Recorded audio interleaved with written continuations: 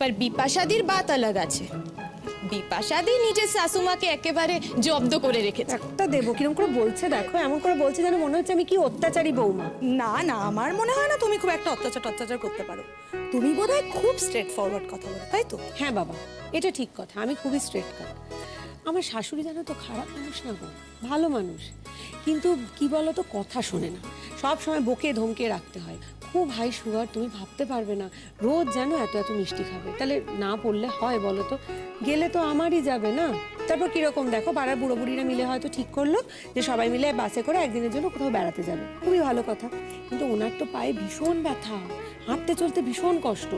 আমি তাকে এরকমভাবে তাদের সঙ্গে বাসে করে ছেড়ে দিতে পারি বলো তো? আমি বললাম ঠিক আছে, ভালো কথা, তোমার যখন যাওয়ার ইচ্ছে হয়েছে এক কাজ করো, পাড়া ছাড়া বাদ দাও, আমি আর তোমার ছেলে আছি কি করতে, আমরা বরং একটা গাড়ি ভাড়া করে দিচ্ছি, তোমরা এই মর্নিং ওয়াকে যারা যাও 4-5 জন মিলে তোমরা চলে যাও, আমরা না হয় গাড়ি ভাড়া দিয়ে দেবো, খরচা সব আমাদের।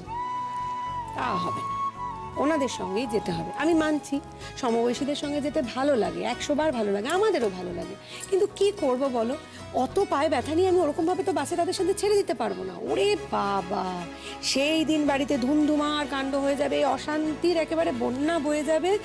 তারপরে যা হয়, বুড়ির রাগ হলো মানে খাওয়া বন্ধ, রাগ করে উনি শুয়ে পড়লেন। খুব ভালো করে জানি কিন্তু উনি খাবেন না মানে আমিও খাবো না। ভালো কথা হলো না খাওয়ার রাত্রিবেলা, মাঝরাত্রে আমি দেখবো ফ্রিজ খুলে লুকিয়ে লুকিয়ে মিষ্টি খাচ্ছে। কি বলবে বলো? ওর হাতে নাতে ধরা পড়ে গেছে তো, যেই ধরা পড়লো অমনি হম্বি তম্বি দেখলে তোমাদের মাথা খারাপ হয়ে যাবে। তখন ওই মধ্যরাত্রে চিন্তা করো শিমুল, কিরম লাগে, সব কাজকর্ম সেরে আমি সেই থালায় ভাত মাখলাম, রেখে দলা দলা করে ওনাকে খাওয়াচ্ছি, তারপর আমি খাই। নিত্যদিন আমার সংসারে এই চলে।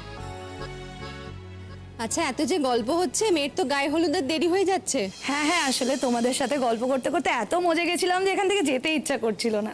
শুধু গল্প করলেই তো হবে না কাজুরি, আরও তো অনেক দায়িত্ব কর্তব্য থাকে নাকি?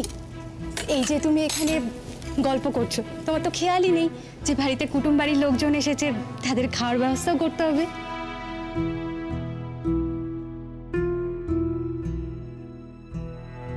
ও মা, খাওয়ার সময় চলে যাচ্ছে নাকি?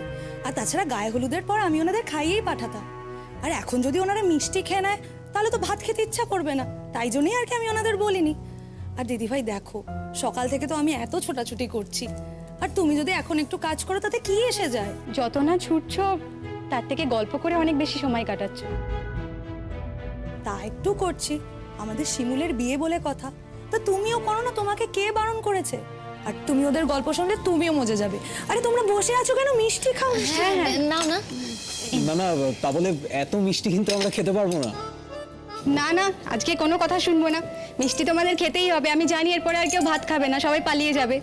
আজকে কোনো কথা শুনবো না, মিষ্টিটা খেয়ে তারপর যাবে। কে বলছিল মিষ্টি খাবে না? হ্যাঁ শোনো, মিষ্টি তো তোমাদের খেতেই হবে, আর তারপরে তোমার বৌদির গায়ে হলুদ হয়ে গেলে একেবারে দুপুরের খাবার খেয়ে তারপরে এখান থেকে ছাড়বো তোমাদের, তার আগে কাউকে ছাড়ছি না আমি। না কাকিমা, আমাদের আজকে আর আটকাবেন না। না না, প্রশ্নই উঠছে না, আবার কবে আসবে তার কি ঠিক আছে বলো? আরে নেই নেই, শামকে টাইমই তো আসছি। আসতেই পারো, কিন্তু সেই খাবার তো আর আমি খাওয়াবো না, সে তো ঠাকুর রান্না করবে, সেই খাবার খাবে। এটা তো আমি আমার বাড়ির খাবার খেয়ে যেতে বলছি। উমাসীমা, তাহলে এবেলা রান্না কে করছে? ঠাকুরই তো করছে। ঠাকুরই করছে, কিন্তু সেটা তো ঘরের লোকেদের জন্য। ও ঠিক আছে, আমরা তো আপনাদের ঘরের লোকই হয়ে গেলাম রে বাবা। ও বেলা আসবো, জমিয়ে ভোজ খাবো সবাই মিলে, তখন আপনি কিচ্ছু বলতে পারবেন না। আর আপনার মেয়েকে তো পাড়ার বউ করে নিয়ে চললাম, তারপর দেখবেন আমাদের দলে যেই ভিড়ে যাবে মাঝে মাঝেই চলে আসবো আমরা সকলে মিলে, এসেই বলবো মাসিমা ভাত চাপান, খাবো আমরা। তাই ওরকম মুখে সবাই বলে। আমরা কিন্তু সির্ফ মুখে বাত করি না, আমরা যা মুখে বলি তা কামেও করি। আজকে আর ভাত খাবো না, কি পলাশ বলো? হ্যাঁ মাসিমা, আজকে না হয় থাক। খাবে না? এটা কি ঠিক হচ্ছে বলো তো? দেখুন, আমাদের তো আবার আসতে হবে সন্ধ্যাবেলা সেজে গুজে, এবেলাটা মাফ করে দিন। চল চল চল। দাঁড়াও দাঁড়াও দাঁড়াও, একটু মিষ্টি খেয়ে নাও সবাই আগে, তারপরে। আচ্ছা আচ্ছা, ঠিক আছে।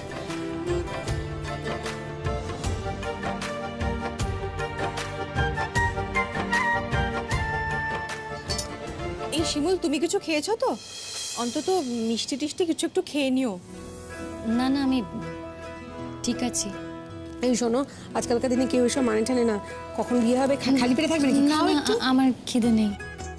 আমি তো আমার শাদির সময় খেয়ে নিয়েছিলাম। আমার যে কাজিন দাদা আছে, রাত্রে রান্না হওয়া সব পোলাও মাংস সব কিছু নিয়ে এসেছিল, আমি সব খেয়ে নিয়েছিলাম খুব ভালো করে। না না, ওসব সবাই খায়, সবাই মুখে বলে খাইনি খাইনি।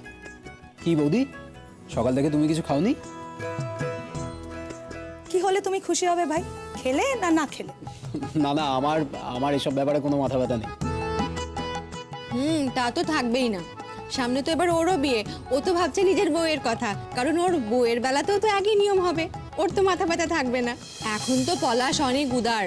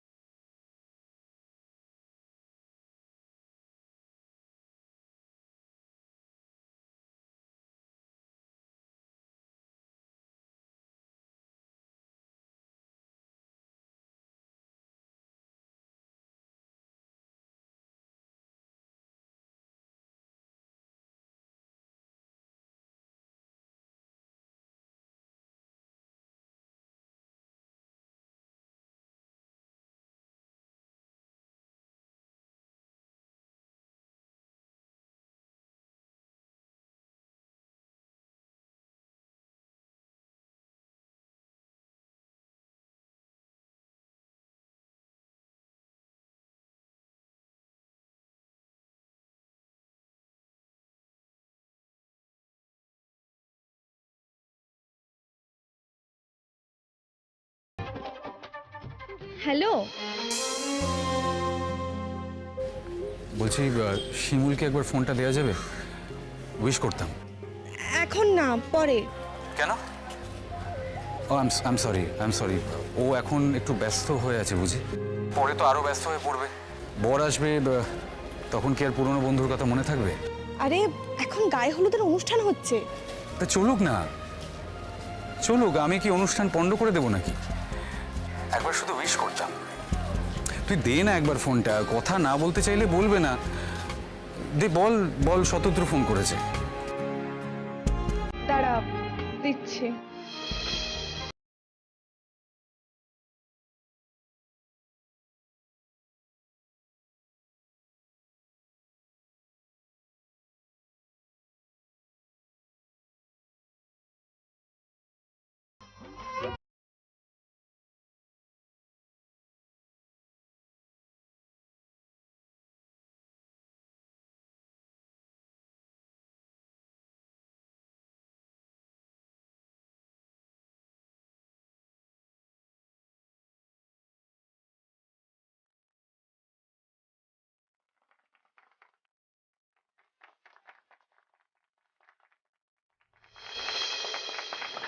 এই শোন না, কি?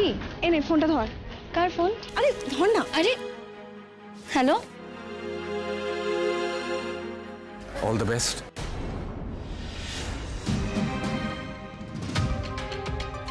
কে?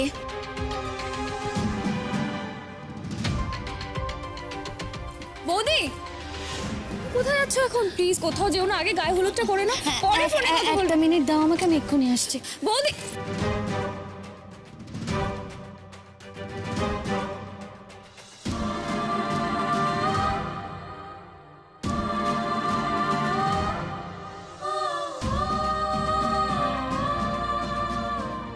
এখন থেকেই তোকে বৌদি বলছে? এখনো তো বিয়েটাই হয়নি। কি বলবি বল। কিছু না, এমনি তোকে উইশ করতে ফোন করেছিলাম। উইশ করা হয়ে গেছে তো, আমিও থ্যাংক ইউ জানালাম। এখন তাহলে রাখি। শোন শোন শোন, আমার কথাটা শোন। অদ্ভুত না, মানে তুই সমস্ত বন্ধু বান্ধবকে ইনভাইট করলি আর আমাকে ইনভাইট করতে ভুলে গেলি। অনেকদিন বুঝি তোর বিয়ে বাড়ি খাওয়া হয়নি, খুব কবজি ডুবিয়ে খেতে ইচ্ছে করছে, তাই না? না না, এক্সপেক্ট করেছিলাম বরটাকে একবার দেখবো। ঠিক আছে, তোর যখন আমার বরকে দেখার এত শখ হয়েছে, আমি না হয় তোকে আমাদের বিয়ের ছবি পাঠিয়ে দেবো। তুই এত নিষ্ঠুর কেন রে? আমি নিষ্ঠুর? হ্যাঁ তুই নিষ্ঠুর। কোনোদিনও আমার কথাটা একবার ভাবিসনি, তাই না? এরকম স্বার্থপরের মতো বিয়ে করতে চলে গেছিস। শোন, এখন এসব কথা বলে কোনো লাভ নেই।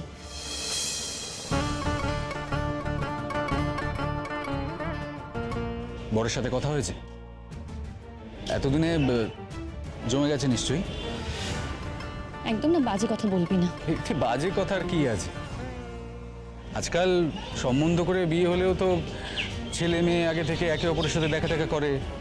তা তোর ওই প্রি ওয়েডিং কোনো প্ল্যানিং হয়নি? মানে বিয়ের আগে হানিমুনে যাসনি? তুই না হয় তোর বউয়ের সাথে এই প্ল্যানটা করিস, আগে থেকেই করিস।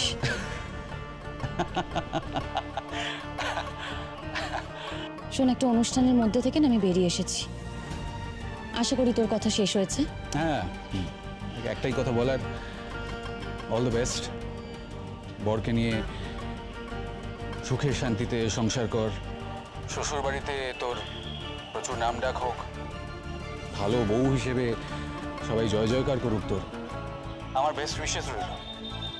থ্যাংক ইউ, আমাকে উইশ করার জন্য থ্যাংক ইউ। তুইও ভালো থাকিস, আর তুই যাতে মনের মতো মেয়ে খুঁজে পাস সেই প্রার্থনাই করি। এমন একটা ভাব করছিস যেন কোনোদিনও বিয়েই করবি না, কোনো মেয়েই তোর জীবনে আসবে না। কারেক্ট কারেক্ট, একদম ঠিক বলেছিস। এমন ভাব করছি যেন এরপর আমার জীবনে আর কোনো মেয়েই আসবে না। আসবে কি আসবে না সেটা তো পরের কথা, মানে এখনো যে আমার জীবনে কোনো মেয়ে আসেনি সেটাও তো তুই জানিস না। হতেই পারে যে আমার জীবনে অলরেডি কেউ চলে এসেছে, তাই না? আমার না এই নিয়ে কোনো ইন্টারেস্ট নেই।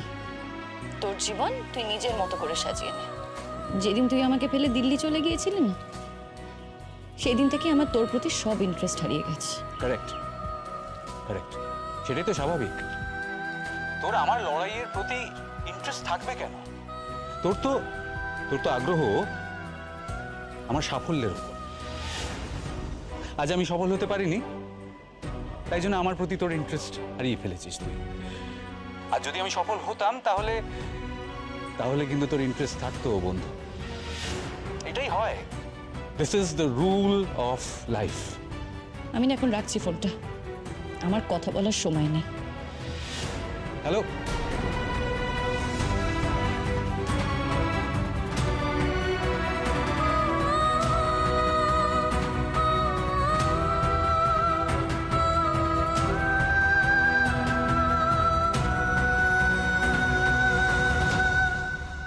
কে ফোন করেছিল? দাদা ভাই? হ্যাঁ, না, আমার এক বন্ধু। বন্ধু? তার মানে নিশ্চয়ই খুব প্রিয় বন্ধু। না, তুমি যেভাবে এই গায়ে হলুদের অনুষ্ঠান ছেড়ে বেরিয়ে গেলে। হ্যাঁ, খুব প্রয়োজনীয় একজন বন্ধু, যার ফোনটা এলে আমাকে ধরতেই হয়।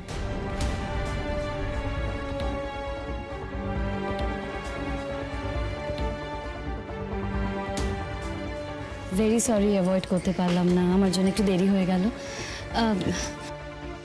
বলছি সরি, আমার জন্য গায়ে হলুদের অনুষ্ঠান একটু দেরি হয়ে গেল। একটা ফোন এসছে, তাতেই কথা শোনাচ্ছে, সব কিছুতে ইন্টারফেয়ার করবে। ওরা তো শুরু থেকে ইন্টারফেয়ারিং দেখতেই পাচ্ছ। তবে একটা কথা বলবো সুচরিতাদি, যেভাবে শিমুল কথাটা বলছিল না, আমার যেন একটু কিরম কিরম লাগলো। কিরকম মতলব বলো?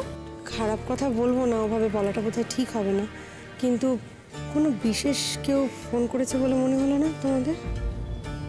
ওমা, সে কি? না না, আমি আন্দাজে কোনো কথা বলতে চাইছি না, একদমই চাইছি না। তবে কি বলো তো, এই ফোনটা আসার পর অ্যাটিটিউডটা কিরকম পাল্টে গেল দেখলে না? তারপর যেই ফোনটা এলো, ফোনটা রাখার পর থেকে দেখো না মুডটা কিরকম অফ হয়ে গেল। যদি কোনো নর্মাল বন্ধুই ফোন করবে তাহলে তো মুড অফ হয়ে যাবে কেন? কে জানে, কোনো বিশেষ বন্ধু না তো? তাহলে বিয়েটা করছে কেন? কোন পরিস্থিতিতে কাকে কখন বিয়ে করতে হয় তা কি সবসময় জানা যায় সুচরিতাদি? তবে মনে তো হচ্ছে কোনো গল্প আছে। হ্যাঁ, সেটা হতে পারে। আচ্ছা ঠিক আছে, বিয়ের পর তো আমাদের সঙ্গে ভাব হয়ে যাবে, তখন জিজ্ঞেস করব।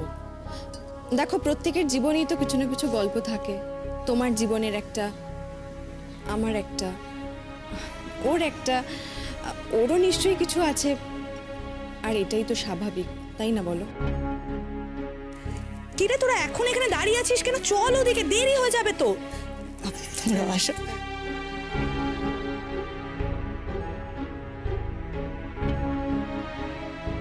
একটা কথা না পরিষ্কার করে শুনে রাখ, আর কোনোদিনও ওর ফোন এলে ওর ফোনটা আমাকে ধরাবি না।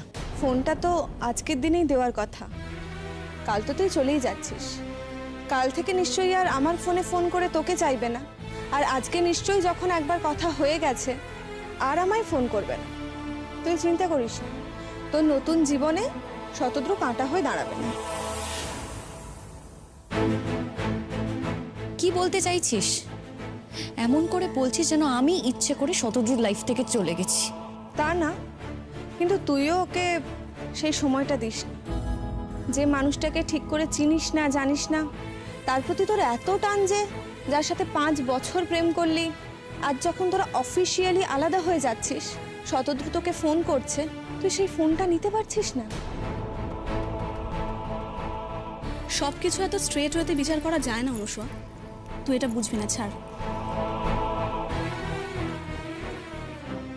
শিমুল, কি হয়েছে কিরে তোদের? তোরা কি নিজেদের মধ্যে গল্প করবি? আমাদের গায়ে হলুদের জন্য দেরি হয়ে যাচ্ছে তো। সরি ছোট বৌদি। সরি বলে কি লাভ? তোমার তো বন্ধুদের ফোনই শেষ হচ্ছে না। কে ফোন করেছিল বলো তো, যার সাথে এতক্ষণ ধরে ফোনে কথা বলছিল? করেছিল একজন। করেছিল সে তো দেখতেই পেলাম। এখানে যে তোমার শ্বশুর বাড়ির লোকজন আছে সেটা অন্তত খেয়াল করো। এখন এমন কারোর ফোন ধরো না যার ফোন সহজে রাখতে পারবে না, আর সবাই তোমার দিকে তাকিয়ে থাকবে। আমি দেখেছি বলেই কথাটা বলছি। শোনো শিমুল, তোমার দাদারা কিন্তু অনেক কষ্ট করে, অনেক টাকা পয়সা খরচা করে তোমার বিয়েটা দিচ্ছে। বিয়ের পরে শ্বশুর বাড়ির থেকে বাপের বাড়ি চলে আসার জন্য নয় কিন্তু। ভয় পেও না বড় বৌদি, যাই হয়ে যাক তোমাদের জ্বালাতে কোনোদিন এই বাপের বাড়িতে ফিরে আসবো না।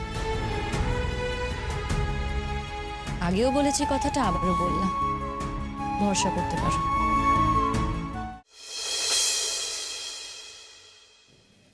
এই কি করছিস তোরা? আয়, গায়ে হলুদটা করতে হবে তো। ওনারা তো চলে যাবেন এবারে। গায়ে হলুদ দেখবেন বলে কতক্ষণ ধরে দাঁড়িয়ে আছেন, অপেক্ষা করছেন। আয় চল চল চল, গায়ে হলুদটা সারতে হবে তো, চল।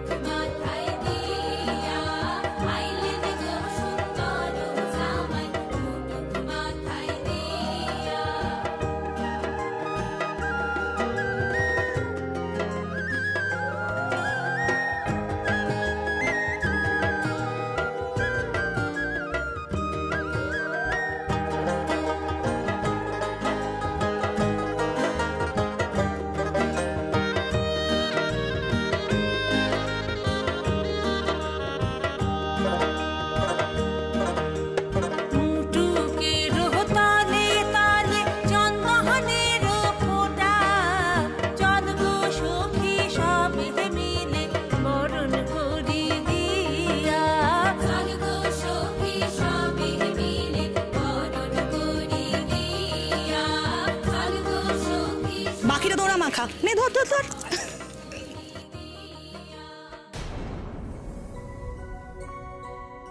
এই কি হয়েছে রে তোর? কিছু না তো। তুই কোনোদিনও তো আমার থেকে কিছু লুকাস না, তাহলে আজকে লুকাচ্ছিস কেন? এই শতদ্রু ফোন করেছিল? হ্যাঁ। ভুলে যা, যা না হবার সেটা ভেবে তো কোনো লাভ নেই। নিজের মনটাকে এইভাবে দুর্বল করিস না শিমু। তুমিও ভয় পাচ্ছ ছোট বৌদি? শতদ্রুর না তো ক্ষমতা নেই যে আমার মনকেও দুর্বল করবে।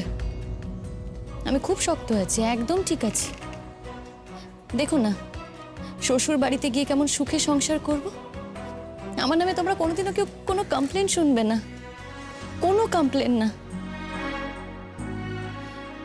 ও আমাকে বিয়ে করতে চায়নি তো কি হয়েছে? উল্টে যে আমাকে আপন করে নিতে চাইছে।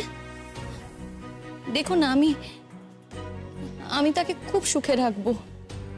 আমার সব ভালোবাসা তো এখন শুধু তারই, তাই না বলো ছোট বৌদি? তাহলে কাঁদছিস কেন তুই আবার? কাঁদছি কোথায়? আসলে তোমাদের সবাইকে ছেড়ে চলে যাব তো, তাই একটু চোখে জল এলো আর কি। কাঁদছি না আমি।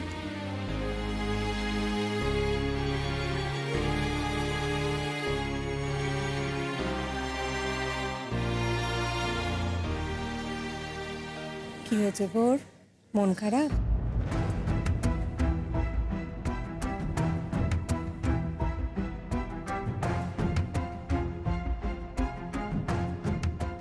হঠাৎ কান্নাকাটি করছো তুমি? ওই ফোনটা আসার পর থেকেই মুডটা অফ হয়ে গেছে না?